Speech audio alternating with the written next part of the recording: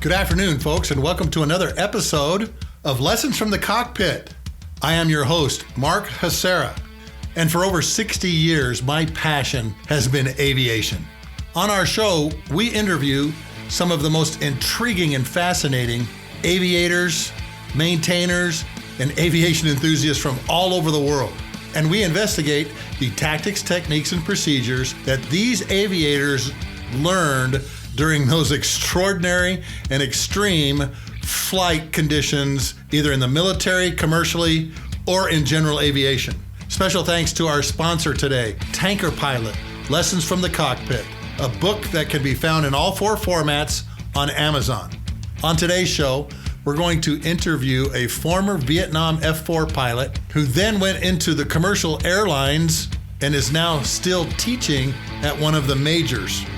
And get ready to hear some audio from one of his missions over North Vietnam, because it involves a tanker. Imagine that. So, grab an adult beverage of your choice, sit down, strap in, and let's launch the Lessons from the Cockpit show. George, welcome to Lessons from the Cockpit podcast. How are you, my friend? I'm doing great, Sluggo, and thank you so much for having me today. I'm excited about this. I'm excited to have you on because you have so much knowledge and experience from flying F-4s in Vietnam, training, everything. So real quickly, just give a little 2-minute bio of yourself and what you've done. Not only flying, but as an author and a podcaster too. And you want me to do all this in 2 minutes? Okay, maybe 3. Okay. I started flying when I was 17 years old. Right after I graduated high school, I went to University of Delaware for a year, and then I went to the Air Force Academy. I took some flying lessons at the Air Force Academy, in the flying club. They didn't have any flight instruction there at the time.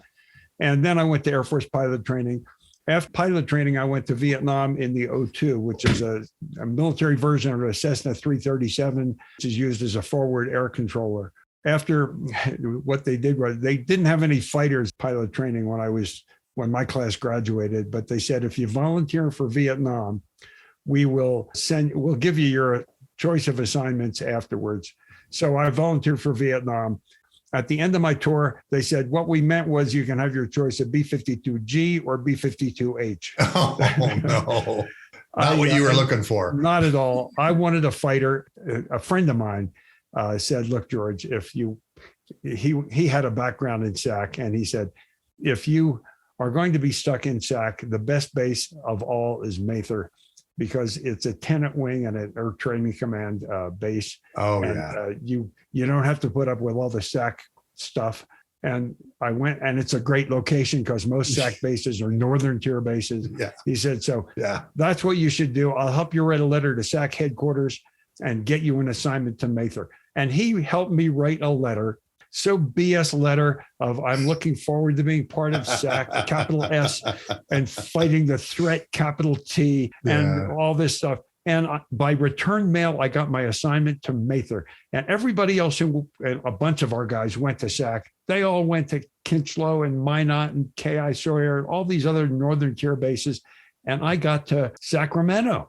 As soon as my feet hit the ground at the Mather Air Force Base, I was filling out my dream sheet to fly F-4s in Vietnam. I volunteered for a second tour, and I was at Mather for exactly 1 year. 1 year to the day, I left Mather and went to F-4 training. I got to Ubon, Thailand, just as linebacker was starting, and I was the last pilot to get 100 missions over North Vietnam, the last Air Force pilot to get 100 missions. So my timing couldn't have been better. I was so fortunate. Yeah. After that, I went to Kadena flying F-4s, and then I ended up, after I went to wing staff as wing operations and training, went to Patrick Air Force Base to instruct in the O-2. Then I got out and went to United Airlines. At one point, 4 years later, I was furloughed. I went back on active duty for 5.5 years. Went back to United, was a 737 co-pilot. I instructed on the 737, and then 737 captain, 727 captain, finally 777 captain and check pilot. I had the audacity to turn age 60 That was in 2005. They kicked me out because I was over the hill. Over the hill with all of this experience. Over the hill. And now here's the really funny part. It's not funny at all. A month after I was forcibly retired, they terminated our pension at United. Oh, no. And United was in bankruptcy and they were allowed to do it. The bankruptcy court allowed them to do that. So I knew I have to keep working. I worked at Metro State, Embry-Riddle, as instructor in their aviation courses. And then I got a job at Flight Safety instructing in citations. Yeah. And I was in the simulator one night and I'd forgotten to turn off my cell phone. My cell phone rang and it was a recruiter from Canada. And she says, "Do you still want to be a 777 captain in India?" I had never applied for this job. I said, "I don't know. Send me some information. I'm in the middle of a sim period. Email me." She says, "Okay, we desperately need 100 captains." 100 captains. 100 captains in India. I went back to this condo we were renting in Orlando, in Celebration, Florida. And my wife wanted to have a heart-to-heart talk about the dismal state of our finances. And I'm checking my email. And I said, "How about if I go to India for $12,000 a month, tax-free?" And she said, "Have a nice trip." 3 days Smart later, woman. you bet. 3 days later, I was in Amsterdam taking a 777 check ride. And 3 weeks later, I was at Indoc at Jet Airways in Mumbai. And we flew all over the world, brand new 777-300 ERs, 100 expat captains. The really cool thing, Mark, was here I was 63 years old, too old to fly in the United States, and I was landing a 777 at Newark. You're too old to land at Newark. Yeah. Because see, for an Indian registered aircraft, I'm allowed to fly to age 65. So I did that, and we flew all over the world, had some great flying. I aged out of that. And then I did what's called IATA operational safety audits, where I'd go around for a week all over the world to different airlines and do safety audits. After a couple of years of doing that, I went to Boeing to instruct on the 787 and the 777. And those jobs eventually went away. I came back to now I am instructing again at Metro State in the aviation department. I'm also at United Airlines again as a 737 ground school instructor. It's kind of like in The Godfather 2, where the guy says, "Every time I think I get out, they get me back in." But see, somebody with all of your experience should be teaching. That's just common sense, right? Well, I got to tell you, Mark, it is so rewarding because at United, they're hiring right now. And I don't know if this will keep on because of what's going on overseas, but right now they're hiring 140 new hires every week. And I get every week. Yes. 140 a week. Isn't that amazing? They were, when I went through Indoc as an instructor 3 years ago, it was 50 people a week. And then it became 70 people a week. Now it's 140. So it's tripled. Most of them go to our aircraft, that 737. And I get to instruct either new captains or new hire first officers. And that's so rewarding being able to mentor them. So I really enjoy the job. Oh, I'll bet. And I bet you have a ton of lessons learned. Well, actually, I do. Well, go ahead. What's your first one? What's the first one that comes to mind? The first lesson is there is no such thing as useless information. Everything you learn that you put in your bag of tricks will someday be useful to you. When I was in pilot training, inside the stall doors in the lavatories, inside every stall door is a magazine rack in the Air Force. And back in 1967, 1968, they were all flying magazines, Flying, Plane and Pilot, Pro Pilot, all these different aviation magazines. And I would read them while I'm doing my business to prove that I could multitask. I came across an article called The Box Canyon Maneuver. And I was reading it. It seemed kind of neat. It was basically if you're in a box canyon and, the sides of the canyon are too high for you to climb out, the end of the canyon is coming up. The last ditch maneuver is what they call the box canyon maneuver, which is really a hammerhead turn. You pull straight up and you unload the aircraft so it can't stall and you stomp a rudder. And next thing you know, you're headed in the opposite direction. Well, I would go out and I'd practice it on my solo flights. And it was fun to do. It was just kind of fun. Now we're 8 months, 10 months later, I'm in Vietnam. One of the jobs I had in Vietnam was to do functional test flights in addition to combat flights. And I was on a mission where the weather was really bad. I took off from Da Nang on runway 35 and turned right. And I was immediately in the clouds and I was going to climb up out over the ocean, heading east, out over, I can't remember the name of it's a recreation area now. Yeah. But, I know what you're talking about. I can't remember the name of it either. China Beach, take off over China Beach, climb out to the east. And once I get above the clouds, I could do my functional check flight. So I'm headed east and I'm in instrument conditions. I'm feeling like a big boy. Here I'm on instruments. This is my first time really on instruments, really instrument conditions, holding my heading perfectly. For some reason, the hair on the back of my neck stood up. My eyeballs just kind of glanced up through the windscreen, and I see trees coming at me at 120 miles an hour. I instinctively did the box canyon maneuver. I pulled straight up. I unloaded so I had 0 Gs. I stomped on the left rudder, and the airplane came around, and now it's headed in the opposite direction, which I figure is west. But then I look at my standby compass, my whiskey compass, and I was headed south. The airplane had a precessing gyro on the heading indicator, and I had slowly been turning to the north. And I had a very, very near miss with a hill called Monkey Mountain. Every now and then airplanes end up planting themselves on Monkey Mountain, and I would have just been another loss on Monkey Mountain. Another statistic. But it was what I thought was kind of useless information that saved my life. That's incredible. So you've been a learner all your life about aviation, haven't you? I guess I have. There was another time, speaking of things that you may or may not think are important, I really dug the physiological training and pilot training. You know, they talked about lots of different things, and we had an altitude chamber and all that. I remembered that oxygen is really important for your vision and for your night vision. Oh, I'd say this is probably 35, 40 years ago. I was flying a T-39 from Yokota to Kadena. There's not a lot of extra fuel in a T-39 when you arrive at Kadena, but that's not a big deal because there are so many airports you could go to if Kadena is closed. You got Fatima, you got Naha, you got all these different airports. And we're on final approach, maybe 3-4 mile final approach. All of a sudden, the lights at Kadena go out, and the lights all over the entire island of Okinawa go out. Oh, no. I have enough fuel maybe to get to Nayudabaru, maybe not. I hear very weakly on the radio, this is Kadena Tower on backup.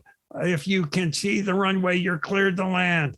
But there were no lights at all, anywhere on the island.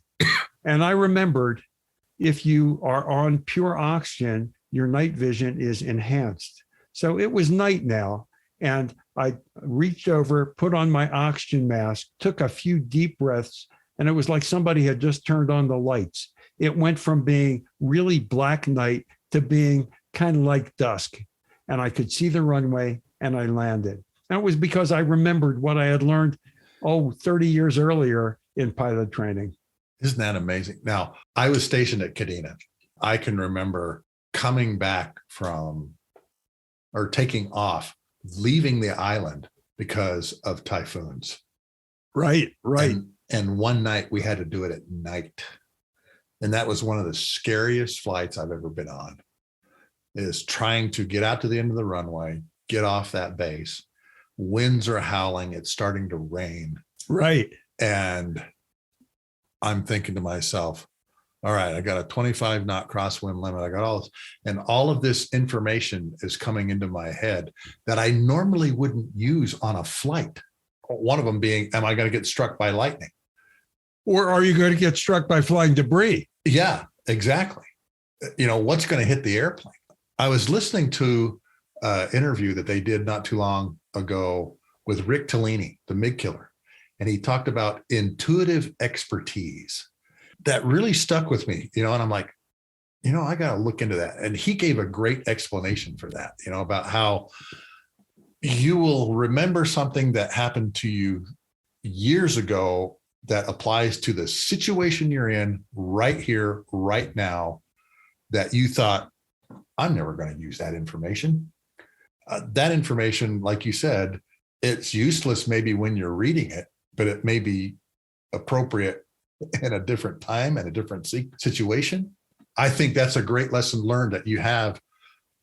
I've been a voracious reader for that reason, because we've all had emergencies in the airplane where, well, this isn't covered in the book. You weren't expecting the lights to go out at Kadena or the entire island, for crying out loud. That's right. Because if something happens at Kadena, and of course they got 2 runways anyway, but if somebody was to crump a runway and the other runway's having construction or something, who cares? You got so many other places you could go. It's kind of like when everybody thought I was a wimp whenever I would fly into San Francisco, because I would always add 1,000 pounds of earthquake fuel. Sooner or later, somebody's going to be on final and the earthquake hits. And all the close-in alternates are just wiped out. San Jose and Oakland and all the other places, and Navy Moffett Field. You would normally think that if something happens to San Fran, you could go to one of those places, but you're going to have to instead go to Sacramento or someplace even further away. So I would always have extra fuel, which I never needed. And so it was wasted to carry fuel. I spent fuel to carry fuel, but I was always prepared in case something happened. Someday that's going to happen. And I hope that everybody is prepared to go someplace where they can reach it. And see, I think you've just said something really important about mission planning. Great mission planning is threat and error reduction. That's what Pete Fleischman talked to me about the other day. And I can remember as lieutenant colonel, I was actually drawing on an ONC chart, an operational navigation chart. And I'd draw the whole mission out on that. And people would tell me, why are you doing that? We've got all these electronics and everything. Right. All this electronics and all these things that we have, we've got displays, we've got all these kinds of stuff. I said, okay, well, what happens if you have a phase failure? When you have an electric phase failure in the airplane, what do you lose? They couldn't answer me. If I have to divert, what heading do I need to take? And how much fuel is it going to take? And you just captured that. And that all comes from going into these places. Here's some threats, things that might happen to you. I've done the same thing in the tanker, putting extra gas on when you're flying around the Pacific, because like you said, you don't know what's going to happen at a place. All right. On all of the islands, 4:00 in the afternoon, what happens? Great big, huge thunderstorms, rains like crazy during the spring, summer, and fall, right? Well, what are you going to have to do when you have to hold for a while, or you're going to have to divert to Korea? Gas gives you more options, obviously, a lot more options. Absolutely. That's man, that is so true, man. But again, George, that's something that people don't think about. Earthquakes. What did they do? Remember that baseball game, that famous baseball game where they had that massive earthquake? Absolutely. Where did all the airplanes go? What did they do?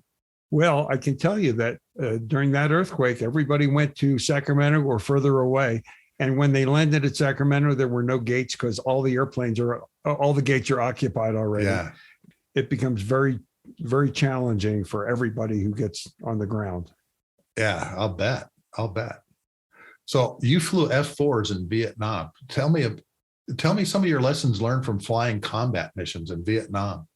Because you flew obviously during the day and at night, and you're flying during linebacker where we're dropping a lot of bombs and they're firing surface to air missiles like crazy. They're shooting at you guys like crazy. I'm going to tell you the most important lesson. Let me just back up for a second. When I was in high school, I was kind of a jock, but not really a jock. In other words, I did a lot of sports that required strength because I was a weightlifter. I was a school weightlifting champion. And so I did wrestling, I did shot put, I did discus, I did karate. I did lots of judo, not karate, judo. I did lots of things that required some strength. I didn't do any team sports. I was on a team, like a wrestling team, but I didn't do anything requiring teamwork, like take one for the team and all that. When I got to the Air Force Academy, I was a gymnast on the freshman gymnastics team. And again, I was strong, so I did still rings and I was pretty good. Again, no teamwork in terms of the way a team works. The second year at the academy, I was cut from the gymnastics team because I wasn't on the freshman team anymore. I was competing against the big boys, and they were all much better than I was. They had better coordination than I did, as well as being as strong as I was. And the coach correctly cut me from the team. And I was really devastated. But at the Air Force Academy, if you're not on a varsity team, you are required to participate in intramural sports all the time, 3 days a week after class. So I ended up being on the soccer team and flicker ball, volleyball, water polo, all these different team sports. And I learned something at these team sports. If you want your team to win, you throw the ball to the player who can make the shot. And that's the essence of teamwork. You give the ball to the guy who can achieve success for the team. So now I'm going to tell you about my most memorable mission in the F4. And that was on May 30th, 1972. There was a mission over going deep into North Vietnam. We had a lot of SAMs shot at our flight, and we were doing SAM breaks, and that uses up a lot of fuel. And as we exit the target area, the lead calls for a fuel check. Now, the 4-ship lead was our brand new squadron commander named Sid Fulgham. And Sid was leading his first 4-ship over North Vietnam. I was number 4, and my element lead, the guy who's really the most experienced pilot in the flight, was a guy named J.D. Allen. So J.D. Allen was the element lead. And as we coast out, get feet wet, I'm going to play a little, you're going to hear this. This is a recording of what transpired. Now, I was Walnut 4 as lead calls for a fuel check. Roger, everybody say their state now. It was 67. Brady's got 507. 4 is 11 over 11. Red Crown, this is Walnut. We need an emergency tanker. We're presently heading 210, squawking 71. Okay, do you got it again? Roger. Red Crown, how do you read Walnut? Lead gave a fuel check as we went feet wet. Everyone had roughly 5,000 pounds of fuel. I had 1,100 pounds of fuel. I had a major problem with my aircraft, with the central air data computer that was scheduling fuel improperly to the engines. And I had maybe 10 minutes of fuel remaining, and the tanker was 20 minutes away. And lead was out of ideas. It was obvious to everybody that lead was out of ideas because it was his first flight. Yeah. J.D. Allen, the number 3 guy, got on the radio, said, "Lead, may I take the flight?" To his great credit, Sid Fulgham let J.D. take the flight. Yeah. And then J.D. put me in the number 1 position for flying, and he gave me headings to fly. We all went over to guard. He said, "Mayday, mayday, mayday, we need an emergency tanker off of Haiphong Harbor." Instantly, we hear, on guard, "This is Purple 28. I'm headed your way." Now, at that time, it was absolutely against Strategic Air Command rules for KC-135 to get anywhere near the combat zone. And here they were coming to well within SAM range of North Vietnam, and they came to meet us. In the meantime, JD was painting the tanker on his radar, giving the tanker headings to fly, giving me headings to fly, told me to start a descent. And I started a 500 foot per minute descent with a half nozzle descent, it's called. I'm preparing to bail out. My backseater, Jim Badger, is reading me the preparation for bailout checklist. And I got to tell you, Mark, I sounded probably like an Apollo 13 astronaut. Really sounded great. But I was in what's called negative panic. I wasn't doing anything. He said, tighten your lap belt. And I said, tightened, but I hadn't tightened it. Put the visor down, but I wasn't doing anything. I was floating above the airplane, about 20 feet above the airplane, looking down at this young captain sitting there and flying the airplane. It was an out-of-body experience. Finally, JD says, number 4, look ahead. And I'm back in the cockpit now, and I look straight ahead, and there in front of me in the pre-contact position is a KC-135 descending at 500 feet a minute, doing a toboggan refueling with me. All I can think is, oh my God, such amazing airmanship that got everybody to this point. What if I become a total ham-fist and can't refuel? I open my refueling door and I feel clunk and the fuel starts rushing in. And I look down at my fuel counter and it's 0 on the tape and 0030 on the counter, 300 pounds of fuel, which is less than 1 minute of fuel remaining when I plugged in and started taking on fuel. Oh my gosh. And the real hero of this, of course, JD, with his amazing aeronautical experience, JD got that tanker to where we were. But it was Sid Fulgham who passed the ball to the player who could make this shot. He did not let rank or his ego get in the way. He let JD take over because he knew that JD could do a better job than he could. And that saved my life that day. Man, that's church. You know that kind of story? Because you and I both know we've had commanders that wouldn't have done that. That said, wait a minute, I'm the commander. Oh, absolutely. You know, I'm commanding this force ship. But when you're playing for the Chicago Bulls, who are you going to give the ball to? Michael Jordan. That's right. Who's the Michael Jordan? Who's the Michael Jordan of your force ship? Who's the Shaquille O'Neal, the Kobe Bryant of your force ship? Yep. And you let them lead. Every commander I've ever worked for, most of the commanders I've worked for, know who their best shooters are in the squadron. And they will always delegate to them going, okay, you're the expert, go do this. That's a great story of not only teamwork, but a leadership of I can delegate this and we'll all survive this. Well, Jim Badger, my backseater, and we always have a joint phone call to JD Allen, the guy who saved our life, every May 30th. That's a great day in my life, George. That's the day I was born, May 30th. Oh, really? I will remember this story on my birthday this year. You know that? Yeah. I'll remember that story. That's awesome. You're training a lot of guys that don't have a lot of experience, that have been flying probably in the regional airlines and things like that. If I was a new hire at United, had some flying time in some of these regional jet airlines, what are some of the advice that you would give to me as a new pilot coming not only into United, but coming into the 737 as, for lack of a better term, an inexperienced pilot?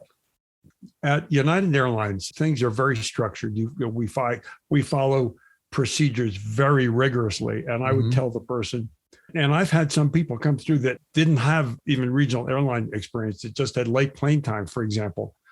There are people like that. You have to have 1,500 hours to have an ATP. You have to have an ATP to get hired, but somebody could have an ATP with only light plane time, maybe multi-engine twin or something. And I would say you need to learn your procedures very, very thoroughly.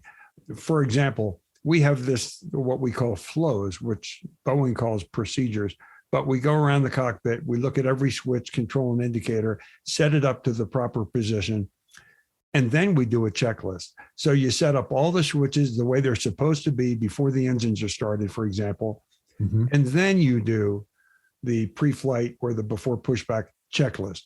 If you do it correctly, it's a checklist, which means you're checking that you've done everything correctly. You don't move any switches. Every time the cockpit voice recorder hears a switch being moved, that proves to whoever listens to it that you didn't do your procedure correctly. You need to be able to set up everything so that the only thing that moves during the course of a checklist is your eyeballs as you're looking at the switch to see that it's in the correct position. And of course, if it's not in the correct position, you have to put it there. I try to impress upon them that it's really critical that they be able to tune, identify, monitor, look at every switch, make sure it's in the correct position, and then it's giving you the correct indication when it's in the correct position. Oh, that's great stuff. Because how many accidents have had as a cause, didn't follow procedure, didn't follow checklist, those kinds of things written in them, you know? And in fact, we all know that right near where you are is Hill Air Force Base, and Hill Air Force Base is named after Ployer Hill, which was the B-17 accident that created the checklist. I did not know that. Well, Ployer Hill was the best pilot in the Army Air Corps in the late 30s. He was going to demonstrate for the Department of Defense, I think it was called the Department of Defense then, this new airplane that Boeing had built, which later became called the B-17. It was called something else at the time. They were doing a demonstration flight and they crashed on takeoff, and he was killed. In the subsequent investigation, they said, here's the best pilot we have. If he screws up some switches, which is what happened, then anybody can. And we need to develop some system of making sure that everything is in the correct place at the correct time. And we'll make this checklist where we'll check things off. And they created the checklist.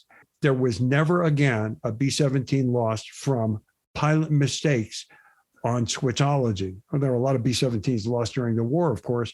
As a result of that, we have the standardized checklist now where we do things by the checklist, not by the seat of our pants, but by a checklist. And that's taken over the entire industry. And now, of course, they use checklists in all kinds of other industries too. I did not know that, George. Of course, Hill has got a great museum up there, and they've got a big wall of just Ployer Hill stuff. But I'd never heard that story.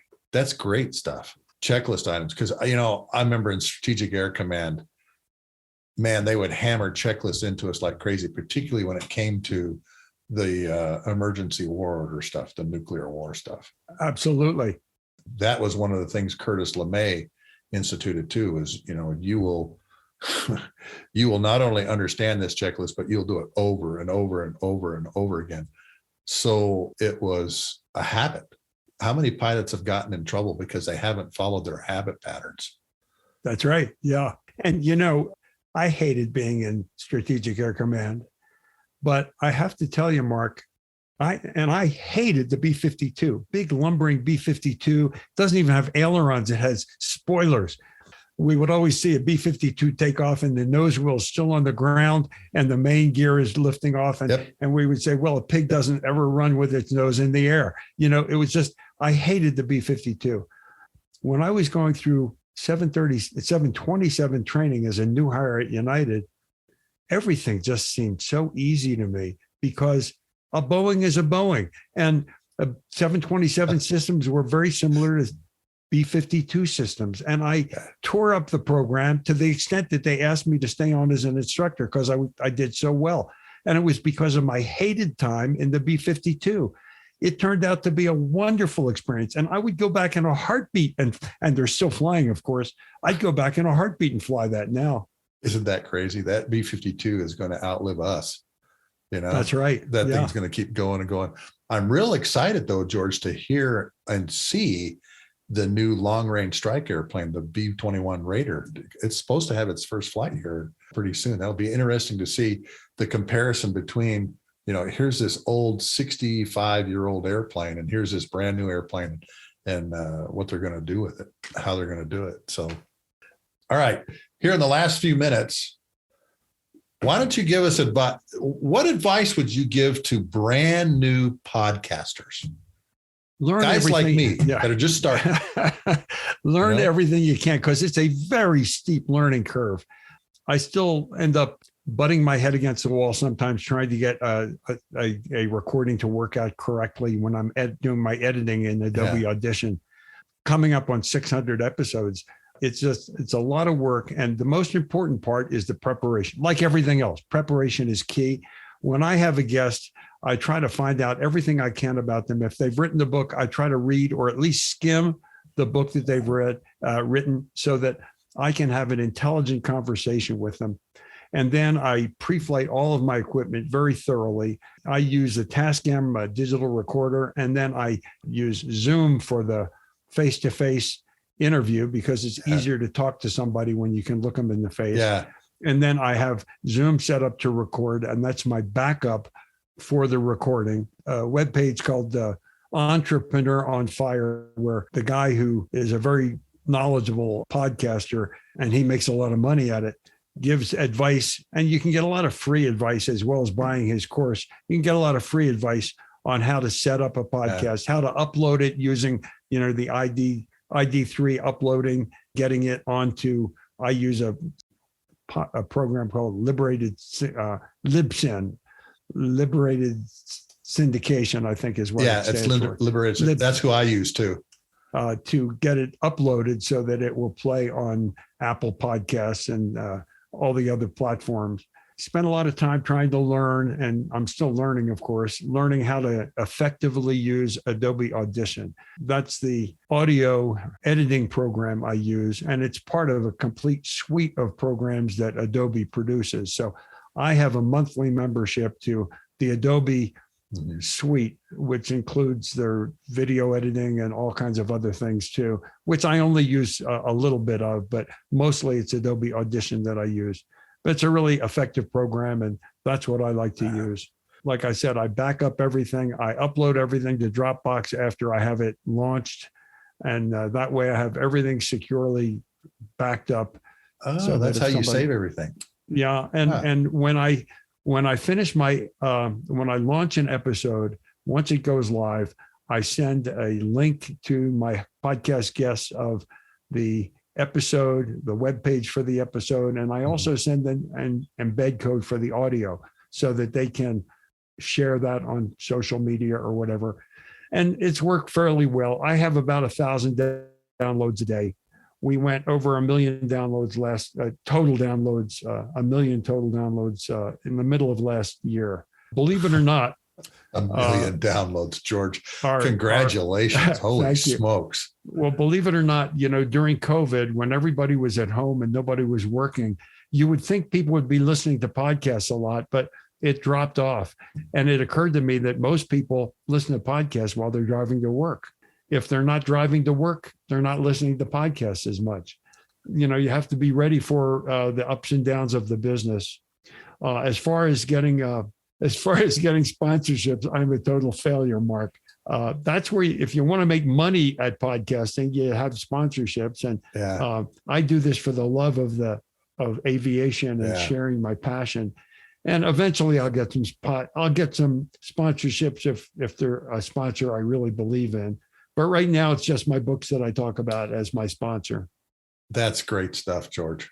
I'm using Audition. I'm using Libsyn. My sponsor is my book, but of course, I've got the artwork too at WallPilot. So what I've been doing is I also do the episode. I did an episode on Gail Halverson last week. I attended his funeral. Wow. His funeral is only about 8 minutes from my mom down in Provo. His kids told some great stories about him when he was younger and flying. And then Duncan McNabb, the former Transcom commander, was here also and talked about some of the things that his interactions with him. And it was really a lot of fun. But, you've flown and have been around a lot of famous people during that time period that you were flying in Vietnam. And I'm sure there's lots of these people have gone from flying fighter jets to flying for United. I can only imagine what your Rolodex looks like. Holy smokes.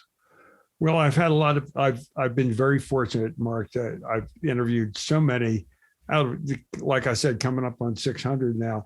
This March 25th is National Medal of Honor Day.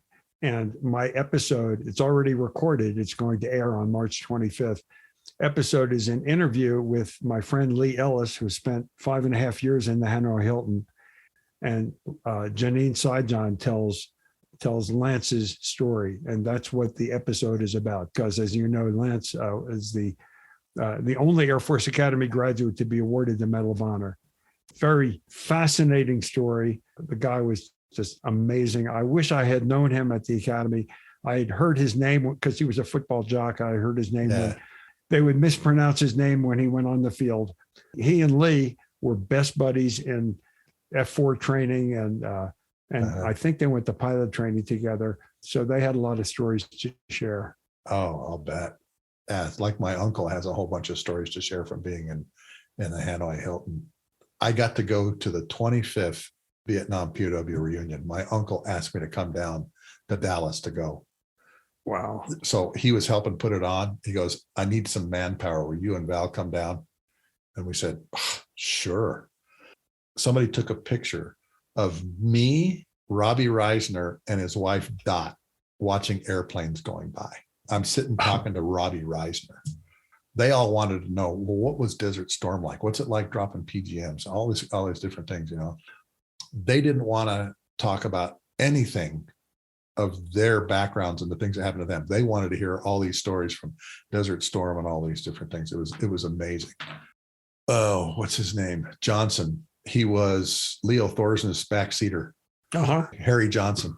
He was there and had his campaign hat with him that they would they would put the little marks of the mission marks on him like that. And I remember looking at him, you know, some were black, some were red. I said, Harry, what does the red ones mean? He goes, oh, those were the scary ones. We would put little red marks, and it was a red SA2 silhouette that they would put on their campaign hats. And he could go through almost every one of those little mission marks on there. And remember, he got shot down like he had like 97 missions. He was only 3 to go home.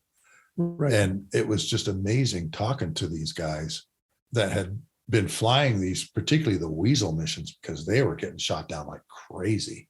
That was a brand new mission.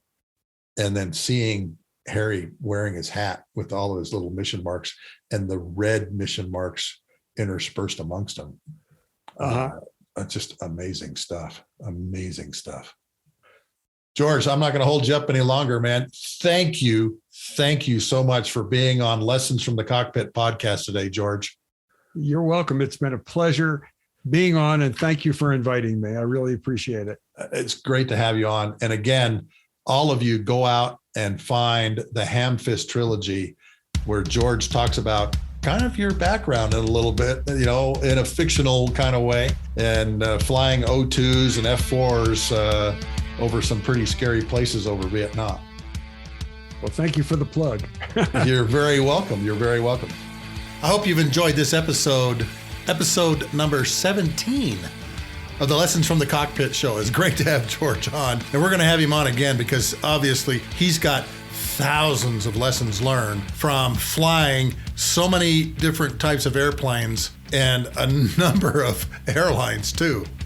Special thanks once again to our sponsor for this show, the book Tanker Pilot, Lessons from the Cockpit, found in all 4 formats on Amazon: hardback, softback, Kindle, and Audible versions. The Kindle and Audible versions both come with an extra file that has 32 pictures that me and a couple of other folks took that I've included in the book. On next week's show, you're going to hear from a gal who flew C-27 Spartans flying all over South America with special forces in the back, C-5s, but she also opened 2 airfields preparing for the war in Afghanistan. And it's a fascinating story to hear how she does an airfield survey and gets a place ready for continuous operations of C-5, C-17s, C-130s, international cargo airplanes to come into an airport, because you got to figure out, A, can the runway take it? And how many airplanes can we get on the ground? Where are we going to put all the cargo? And how are we going to move it from there? This and previous episodes of my podcast can be found on my webpage, markhasera.com. And you just go to the blog pull-down box and they're all right there. Thanks again for joining us for the Lessons from the Cockpit show, and we'll talk to you again next week. Have a great week.